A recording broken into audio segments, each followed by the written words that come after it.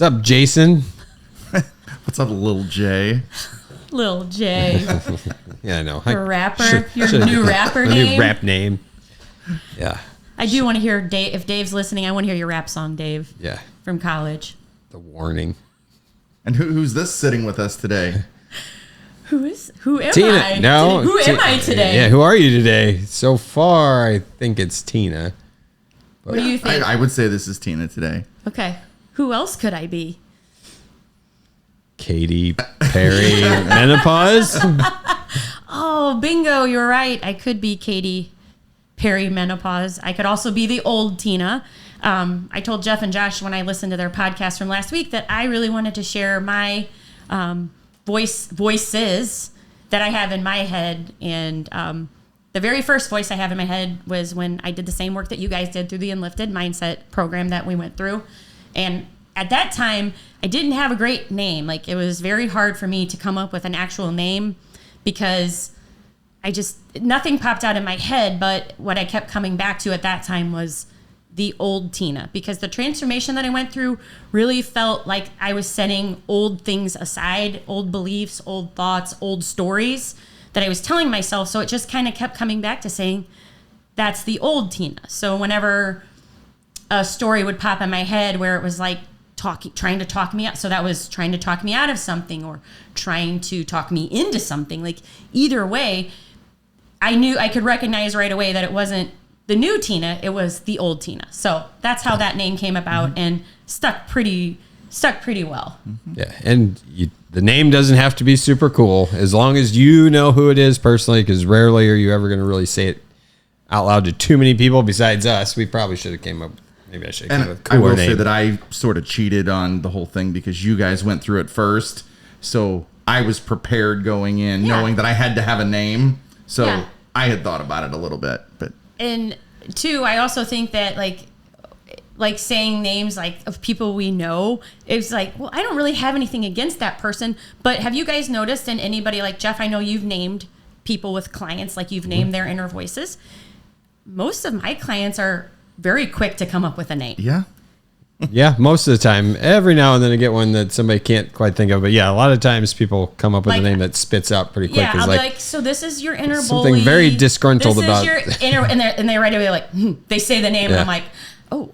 And then, who do you know that person a couple times? And sometimes they actually do know that person. So that was interesting to me that I kind of struggled with coming up with a name, but all the ladies that I've gone through their one-on-one coaching program with, they are very quick to just spout out that name and it's like, to me, it's just a reminder that, like you guys said last week, we all have an inner voice. We all have an inner bully, an inner working inside of us that's telling us, again, talking us into things, talking us out of things, spread across the gamut of what it actually does for you that is not good, as you guys shared last week. So, but recently... we found a new voice in Tina's head. So actually, here's the weird part. Well, it's not weird, but this voice was different from the old Tina. Because at first I thought it was her. I'm like, what is she doing? Right? Like, I'm calling her out. Like, it is kind of funny when you think about it, because you're like, you're laying out on the table exactly what's going on and telling somebody like, hey, we're not going for this. Okay. So recently I had started experiencing some changes that women my age face. Sorry guys. And I'll try not to do too much TMI, but any mom out there who is around my age, I'm 46, anybody out there around my age, they know exactly what kind of changes I'm talking about. And when these changes started popping up, the voices in my head were getting pretty loud. Not only from me, but if you can see me, I'm going to hold up my phone, scrolling on Instagram, YouTube. There's a lot of voices talking about these changes, screaming at us. And you guys might not know this because it's not coming up on your feed. No. However, I will tell you that as I scroll through any social media, because of just probably they know my age, there's a lot of information out there. A lot of information overload about things that could be happening, things that I should be doing, things I shouldn't be doing, all conflicting, right? So there was never a clear picture of like, well, what should I do? Because I'm getting information from so-called experts from all sides, and I'm thinking, okay, I don't know what to do. But here's what my new inner voice's name is. We'll call her Katy Peri-Menopause. Now, I have to give credit to somebody, Jeff, for that, for naming the voice. But Katy Peri-Menopause sent me on a wild goose chase. So the things that I was experiencing, for any ladies out there who are interested, lower energy, just felt different. Like, I don't even know how to quite describe it. This a different feeling, lower energy. Josh, we talked about it. Mm-hmm. Yep. He's works out with me a lot in the morning. He's the trainer that I work with. And Jeff, I didn't tell you because I don't know, you weren't there, I guess. Yeah, guess I missed that one. You missed it. Well, we were running on Saturday. Yeah, we were running. And I told Josh, I'm like, I don't feel as strong as I used to. Like, something's going on. I don't know, I didn't want to just jump to conclusions, but I started listening to the voice in my head and the voices on my phone. So instead of searching for the solution, I wanted to keep searching for problems to validate how I was feeling. Does that make sense at all? Yeah. Yeah, I mean, because if you're having a problem, and then if there's a reason to have this problem, then it's okay, because that's what happens when people have this problem, and I can now accept it or I can take it because, well, it's not my fault. Yeah. So is that yes. fair? Yeah, absolutely. So, but instead of actually searching for the solution, I kept looking for the problems. And then I started using those problems as excuses. And then the excuses started to show up in my habits. So in this searching for these problems, I forgot about the things that made me feel my best.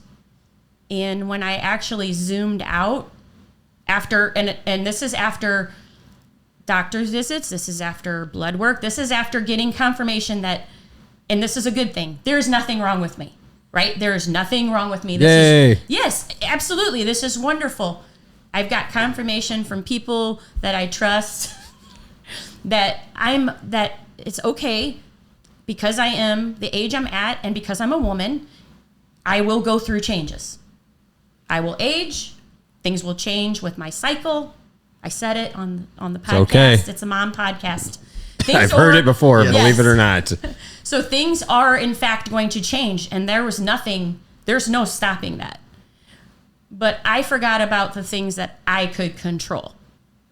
I forgot about the things that were making me feel my best. And when I zoomed out, I wasn't doing all the things that were making me feel my best.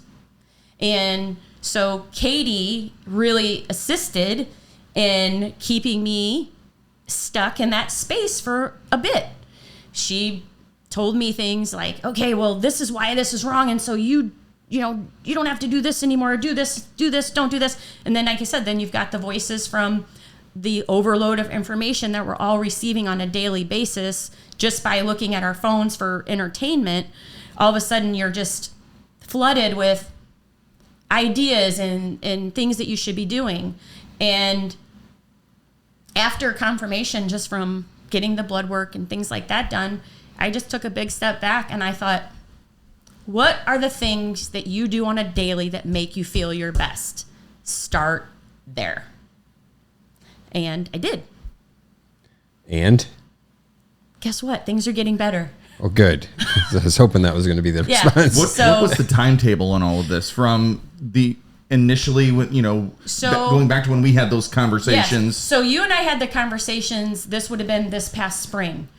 I can go back to just about a year ago when the thing started, when I felt changes, when I started feeling that something was different. And the thing that bothered me the most was the gym. When I would come into the gym and I'm like, why does this feel so much harder? What is wrong with me? That was the trigger. And then running came into play because it was, again, all winter for the past however many years. Running has kind of taken a back seat to just walking or just doing things like at the convenience of the weather. When the weather was nice, I wanted to be outside. I like to run in the morning. I don't like to run in the afternoon. This wasn't new. It was just what I've always done. But when I hit the pavement in the spring, and my body was like, whoa, what's going on? And I'm like, same as always. Tina, it's time to get ready. We got races. We want to do these things. I had plans to do 2 half marathons in the spring. Didn't do either one. That felt not great. That felt really like that was about the time when I was going to the doctor just to get things figured out and figure out if there was something going on that I didn't know about. And so that, that whole timeline has been really going on over the past year. So. And then it's just been in the last couple of months that you've gotten a handle on. Yeah, it took, again, I went through to get the confirmation that I did, it was time for my physical anyway and annual checkup. So it made sense to talk to my healthcare provider about him and make sure that, am I in fact going crazy or is something really going on?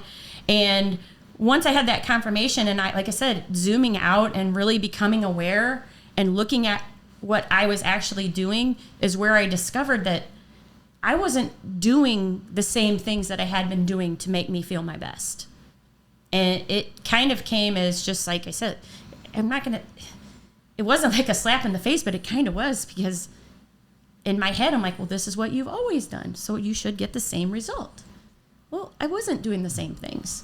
And call yourself out, Katy, to yell at Katy and say, listen, like, I'm not listening to you anymore. I'm listening to my body. I'm listening to what makes me feel my best. And these are the habits I know that I don't have to go anywhere and buy anything, and I don't have to do anything special or take a special vitamin or anything like that. I just need to get back to the basics of things that made me feel my best. Which, guess what they were, guys? Fruits. What Vegetables. else? Yes, what Water. else? Yes, what Eat else? at home. Sleep. Yeah. Protein. Yeah. Not as many cocktails. It's just the fact. I had to get back to looking at what I was doing daily to make me feel my best.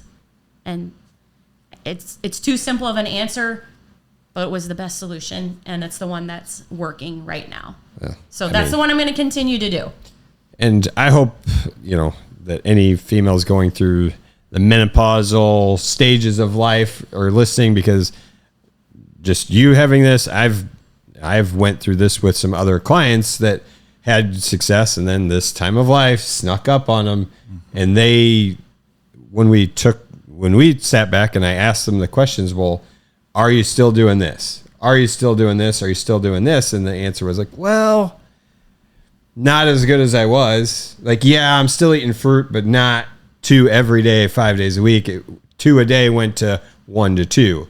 Are you drinking your water still? Yeah, but how much are you measuring? Well, it's not 64 anymore. Went to 42, and then maybe a soda slid in place of the extra 24 ounces of water. Soda replace that, and there's just these minor few little things that it's enough to make you not feel the same or see changes in the body that you didn't want.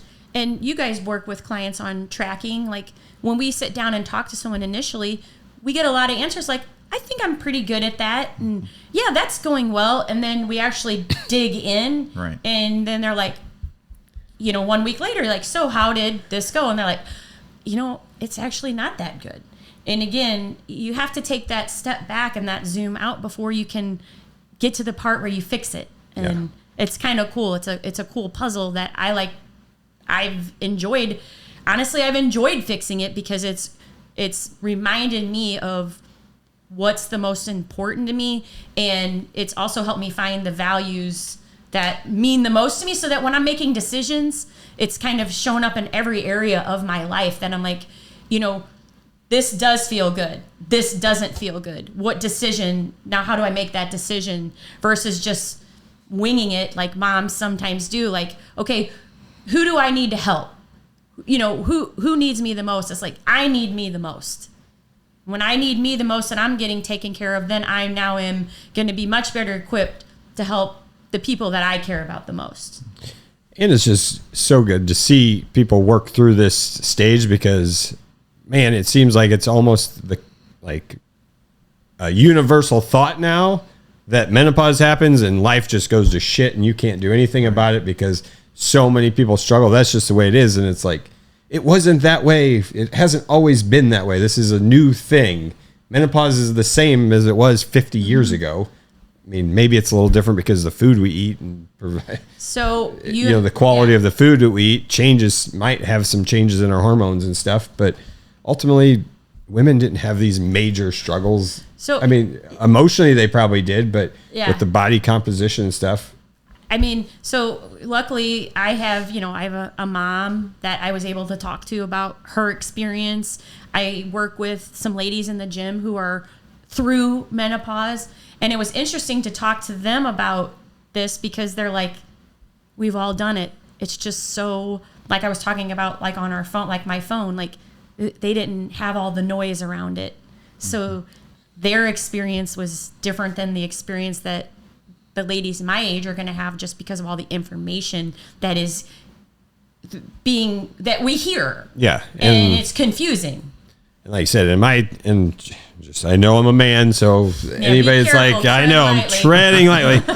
Like, I know it's different and things are going to move at a different pace. The challenges are going to be different. Yeah, I get all that, but to throw in the towel and just say this is the way it has to be because this is just what stage of life I'm in. That's what I get discouraged when I hear women say that, and they're putting up the flag and they're just calling it quits and this is it.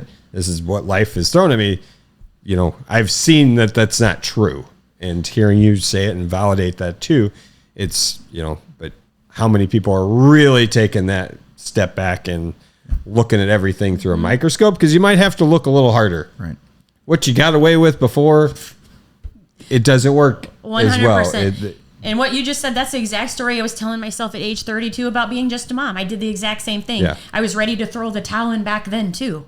This is just another stage of life that requires me to be intentional and put effort into how I want to be, how I want to show up, how I want to feel, and who I want to be. So it's the same thing. It's just a different season. And, thankfully I'm equipped with good tools and I'm in a good community of people to work through that and know that, number one, I'm not alone. And number two, I do have a solution for me. And that's what we help moms do. Yeah. Right. And even as a guy, I even had a little bit of this moment of age just yesterday. I was out for my first 5-mile run that I've done in forever. And my time was okay. And then because I'm training for a half marathon, and I was just thinking in my head, I was like, is there any possible way that I run as fast as like my fastest one? And for a second, for probably a few minutes, I was like, no, you're 4 years older now. Like at some point, Father Time does just win. So maybe this is the time. And then I was like, wait, you haven't actually done all the work that you did when that happened. So why don't you test drive all the work first? And then if you're a little slower, maybe, being 4 years older might be the case. Like I mean, but I bet I'm going to be pretty damn close if I put in the same amount of effort. Sure. Yeah. I just have to remind myself, like, I haven't done this work in a while. And it was a little more mentally challenging. Like the calluses in my brain and head to run 5 miles just aren't quite as thick anymore. Mm-hmm. So I have to build those back up and get used to it. And like I said, there's all kinds of reasons I could have been a little slower. So it's still hot. Still, like I said, I haven't done it forever. So lots of reasons. Well, other than I just haven't put in the work. And that's probably the more likely answer, not just you're 4 years older. So just spinning stories. Yeah. We do it every day, all day, all of us. None of us are immune. So I stomped on little Jay yesterday. Kept running. Sit down. Sit down. You're so small. So if you got voices inside of your head, don't worry. you're in good company, because we all do. We all do. Anybody that doesn't, they're a liar. Give her a name, give him a name, and tell him to step off. Yep. Good luck.